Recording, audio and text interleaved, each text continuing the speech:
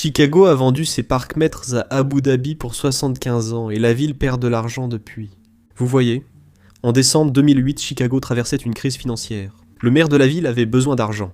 Alors il a proposé un bail de 75 ans pour les 36 000 parcs-mètres de Chicago pour 1,15 milliard de dollars. L'acheteur était Chicago Parking Meter LLC, un consortium composé de Morgan Stanley, Alliance Capital et de l'Abu Dhabi Investment Authority, avec des audits ultérieurs montrant que le véhicule Decide d'Abu Dhabi contrôlait 49,9%.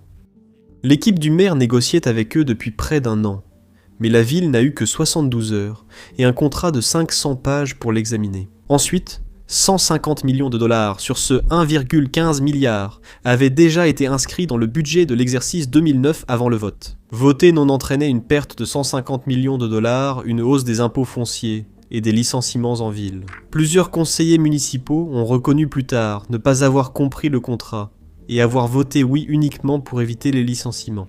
La mesure a été adoptée par 40 voix contre 5. Puis, 6 mois plus tard, l'inspecteur général de Chicago a fait les calculs et a découvert que la ville avait été sous-payée de 974 millions de dollars, soit une réduction de 46% par rapport à la véritable valeur des parcs-mètres. Et en 2023, la société qui avait acheté les parcs-mètres avait déjà récupéré l'intégralité de son investissement de 1,15 milliard de dollars, plus 530 millions de dollars de bénéfices nets, alors qu'il restait encore 60 ans au bail.